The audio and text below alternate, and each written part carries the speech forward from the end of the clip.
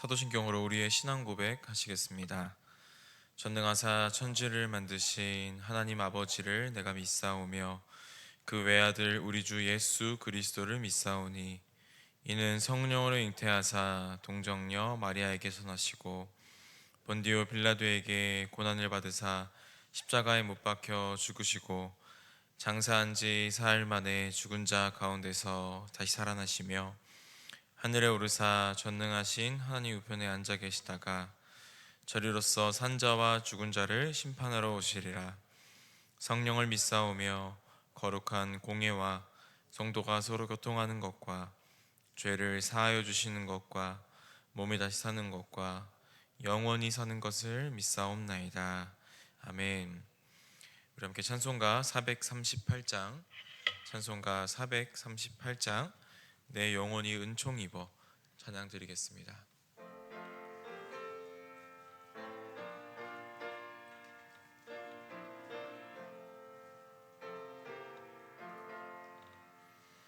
내 영혼이 은총 입어 중한 죄짐 벗고 보니 슬픔 많은 이 세상도 천국으로 화도다. 할렐루야 찬양하세. 내 모든 죄 사함 받고 주 예수와 동행하니 그 어디나 하늘나라. 주의 얼굴 뵙기 전에 멀리 뵈던 하늘나라. 내 맘속에 이루어지니 날로 날로 가깝도다. 할렐루야 찬양하세. 내 모든 죄 사함 받고 주와 동행하니 그 어디나 하늘나라. 높은 산이 거친 들이 조막이나 궁궐이나 내 주 예수 모신 곳이 그 어디나 하늘나라. 할렐루야 찬양하세. 내 모든 죄 받고 주 예수와 동행하니 그 어디나 하늘나라. 아멘. 오늘 우리가 함께 나눌 말씀은 역대하 5장 1절부터 14절까지의 말씀입니다. 역대하 5장 1절부터 14절까지의 말씀입니다. 제가 가진 성경으로는 구약 660면쯤에 있는 역대하 5장 1절부터 14절까지의 말씀을 한 절씩 교독하신 후에 마지막 절은 합독하도록 하겠습니다. 솔로몬이 여호와의 전을 위하여 만드는 모든 일을 마친지라. 이에 솔로몬이 그의 아버지 다윗이 드린 은과 금과 모든 기구들을 가져다가 하나님의 전 곳간에 두었더라. 여호와의 언약궤를 다윗성 곧 시온에서부터 메어 올리고자 하여 이스라엘 장로들과 모든 지파의 우두머리 곧 이스라엘 자손의 족장들을 다 예루살렘으로 소집하니 일곱째 달 절기에 이스라엘 모든 사람이 다 왕에게로 모이고 이스라엘 장로들이 이름에 궤를 매니라. 궤와 회막과 장막 안에 모든 거룩한 기구를 메고 올라가되 레위인 제사장들이 그것들을 메고 올라가매 회중이 궤 앞에서 양과 소로 제사를 드렸으니 그 수가 많아 기록할 수도 없고 셀 수도 없었더라. 제사장들이 여호와의 언약궤를 그 처소로 메어 드렸으니 곧 본전 지성소 그룹들의 날개 아래라. 궤 처소 위에서 날개를 펴서 궤와 그 채를 덮었는데 그 채가 길어서 궤에서 나오므로 그 끝이 본전 앞에서 보이나 밖에서는 보이지 아니하며 그 궤가 오늘까지 그곳에 있으며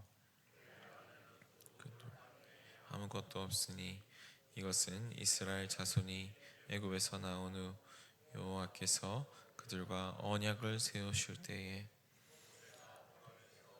견에 넣은 것이더라.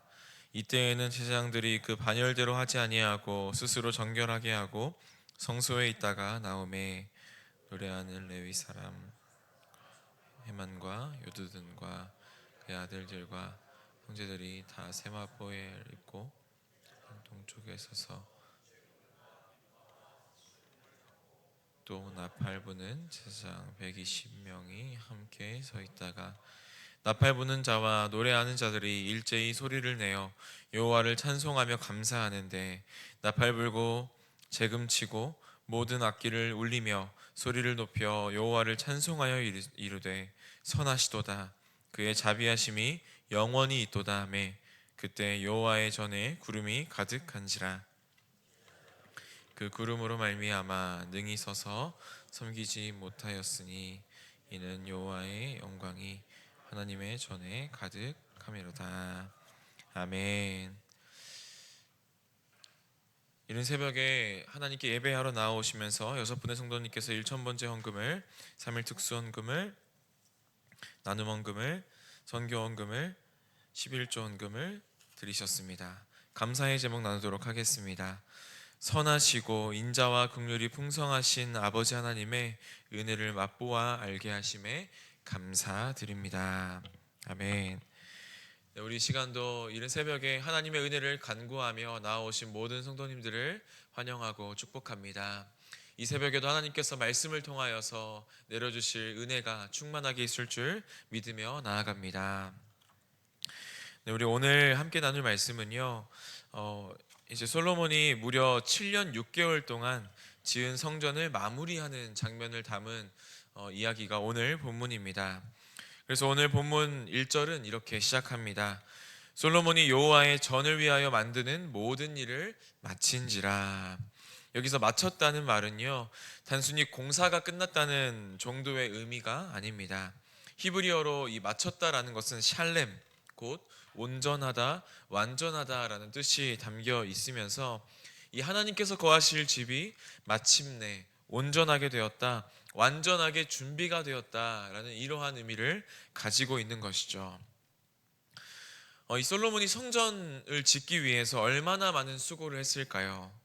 인력만 해도 수만 명이 동원되었고요. 우리 기간만 되더라도 7년 6개월이 걸리는, 그리고 목재를 구하기 위해서 레바논에서 백향목을 가져왔고 금과 보석들이 성전 내부를 장식한 이 막대한 재정과 세세한 계획과 최고의 기술이 집약된 바로 이 대역사가 바로 성전을 짓는 일이었습니다. 그러니 이 솔로몬이 충분히 이렇게 이야기할 만하지 않았을까요? 이제 내가 해냈다. 내가 이스라엘 역사상 가장 웅장한 성전을 내가 지었다 라는 이러한 생각이 들만도 했습니다. 그런데요, 솔로몬은 이 잘 지은 이 성전을 자기의 업적으로 생각하지 않았다라는 것이죠. 무엇을 보면 그것을 알 수 있냐면, 그가 성전을 지은 뒤 남은 보물들을 자신의 왕궁에 이렇게 잘 축적한 것이 아니라, 자기의 몫으로 취하는 것이 아니라 철저히 이 남은 것들을 성전 곳간에 두었다는 것을 보면 알 수 있습니다. 솔로몬이 이렇게 할 수 있었던 이유는 무엇일까요? 솔로몬은요, 이 성전이 내가 세운 나의 집이 아니라 철저한 하나님의 집이었다라는 것을 인식하고 알고 있었기 때문입니다. 사랑하는 성도 여러분, 지금 오늘날의 교회도 마찬가지입니다. 목회자가 말씀을 준비하고 찬양팀이 밤늦도록 연습을 하고 교사들이 아이들을 돌보고 보이지 않는 곳에서 묵묵히 섬기시는 이 교회를 세워가시는 많은 봉사자들이 계십니다. 사실 이 교회는 수많은 사람들의 땀과 헌신으로 세워지는 것이죠. 그런데요, 이 수고가 쌓이다 보면 이런 생각이 들 때가 은근히 있다는 것입니다. 이 교회는 내가 없으면 큰일 난다, 내가 없으면 무너질 거야 라는 이러한 생각이 든다는 것이죠. 내가 맡은 자리가 너무나 중요해 보이고 내가 사라지면 교회가 흔들릴 것 같은 그러한 착각이 들기 시작하는 것입니다. 하지만 사랑하는 여러분, 교회는 나의 집이 아닙니다. 교회는 하나님의 집인 것이죠.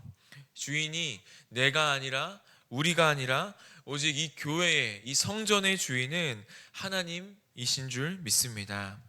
아무리 멋진 집을 지어놔도요, 주인이 들어와서 살지 않으면 그것은 그냥 빈 껍데기에 불과합니다.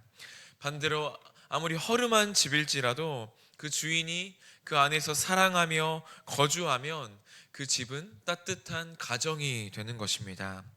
그래서 교회의 진짜 가치는 우리가 얼마나 이 교회를 위해서 수고했는가가 아니라 하나님이 그 가운데 계시는가에 달려있는 줄 믿으시기를 바랍니다.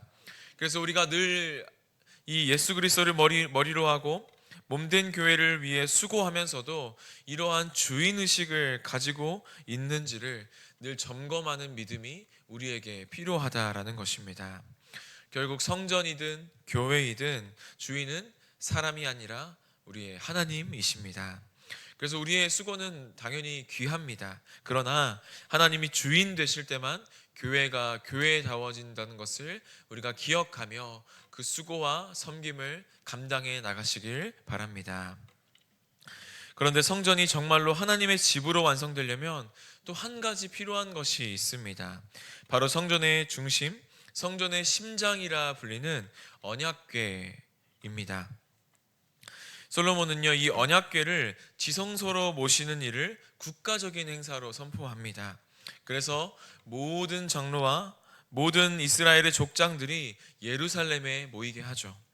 그리고 성전의 시작이 사람들의 축제가 아니라 하나님 앞에서 이루어져야 한다는 이 고백을 하나님 앞에 드리고 있는 것입니다. 그래서 마침내 이 언약궤는 지성소에 안치됩니다. 그룹의 날개 아래 그리고 속죄소 위에 놓이게 되는 것이죠. 그리고 이 언약궤 안에는요, 무엇이 들어있었을까요? 이 언약궤 안에는 이제 그 모세로부터 하나님께서 주셨던 그 하나님의 말씀, 두 돌판이 남아 있습니다. 만나 항아리도 아론의 쌍난 지팡이도 사라졌지만 하나님의 말씀만은 이곳에 남아 있는 것입니다. 그래서 이것이 보여주는 메시지는 분명합니다. 성전의 심장은, 성전의 중심은 금과 보석이 아니라 바로 하나님의 언약의 말씀이다라는 것이죠. 사랑하는 성도 여러분, 오늘의 교회도 마찬가지인 것 같습니다. 우리의 교회가 아무리 아름답게 지어지고 많은 것들이 이곳에 많이 채워져 있어도, 예배 순서가 아무리 잘 준비되어 있어도 말씀의 중심이 사라지면 그곳은 교회가 교회일 수 없다라는 것입니다. 교회는 건물로 완성되는 것이 아니라 바로 하나님의 말씀으로 완성되는 줄 믿으시기를 바랍니다. 그래서 디모데후서 3장 16절부터 17절은 이렇게 이야기합니다. 모든 성경은 하나님의 감동으로 된 것으로 교훈과 책망과 바르게 함과 의로 교육하기에 유익하니 이는 하나님의 사람으로 온전하게 하며 모든 선한 일을 행할 능력을 갖추게 하려 함이라. 아멘. 이 디모데후서의 말씀처럼 말씀은요, 교회를 교회되게 하고 성도를 성도되게 하고 성도를 온전하게 세우는 하나님의 능력의 말씀입니다. 그러므로 교회는요, 언제나 말씀을 중심에 두어야 한다라는 것이죠. 말씀은 성전을 성전되게 한 심장이었고 오늘날 교회를 교회되게 하는 본질인 줄 믿습니다. 그래서 이 교회가 아무리 잘 지어지고 성도가 많이 들어차 있어도 이 말씀이 없는 교회는요, 껍데기에 불과한 것입니다. 그래서 우리가 무엇을 붙들어야 하겠습니까? 우리가 다른 어떠한 허례허식을 붙드는 것이 아니라 말씀을 붙들어 있어야, 말씀을 붙들고 있어야 하나님의 임재하심이 있고 하나님이 살아있는 교회가 될 수 있다라는 것이죠. 그리고 마지막으로 말씀과 더불어서 성전을 진짜 성전되게 만드는 결정적인 순간이 언제였냐면 바로 하나님의 영광이 임한 사건이었습니다. 우리 본문 마지막 부분을 보시면 언약궤가 지성소에 자리 잡자 성전의 마지막 순간이 다가옵니다. 성전 뜰에는 찬양대가 준비되어 있고요, 120명의 제사장들이 나팔을 불며 하나님의 영광을 올려드립니다.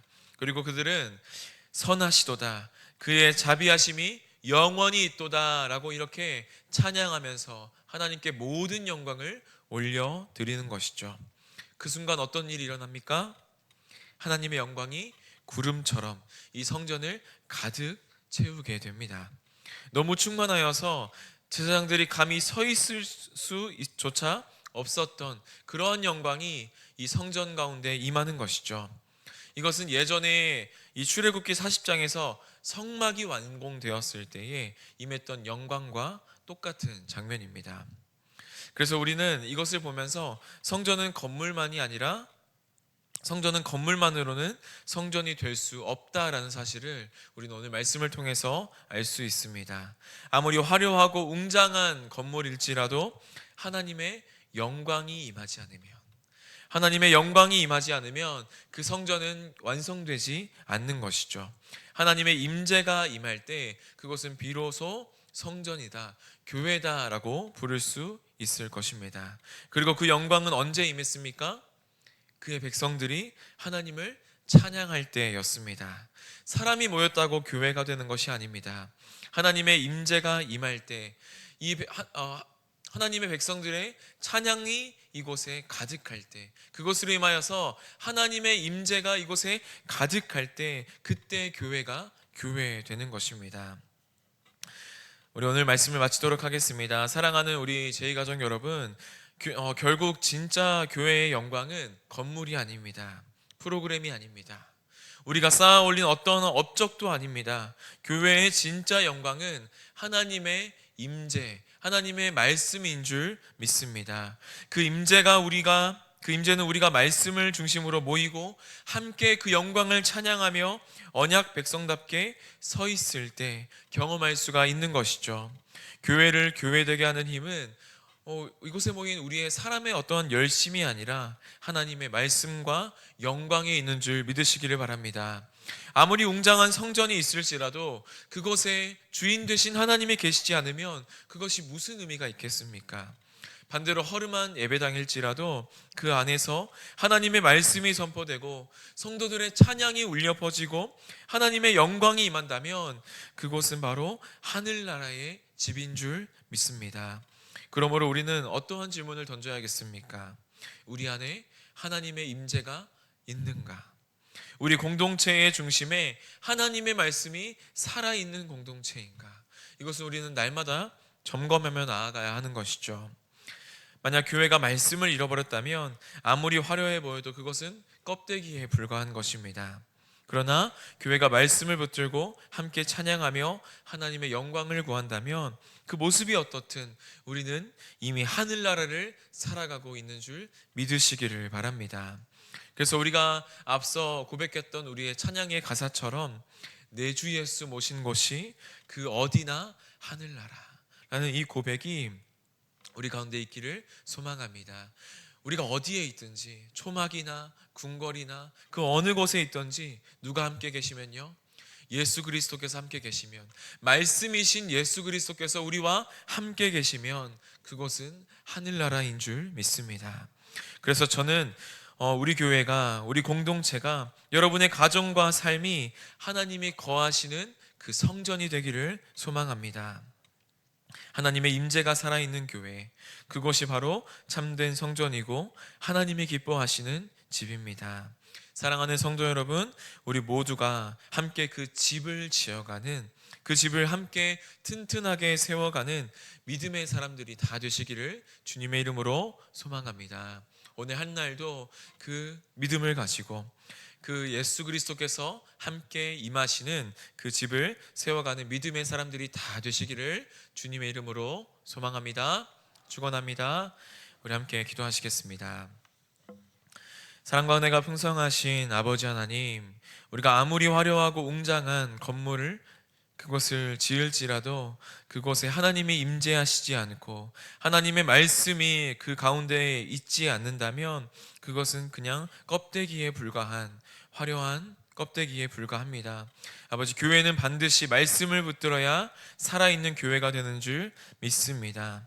아버지, 우리가 말씀을 중심에 모시고 함께 찬양하며 우리가 그 언약 백성답게 서 있을 때 하나님의 임재가 우리 가운데 임하신 줄 믿습니다. 교회를 교회되게 하시고 성도를 성도되게 하셔서 우리 공동체가 하나님이 거하시는 집이 되게 하여 주시옵소서.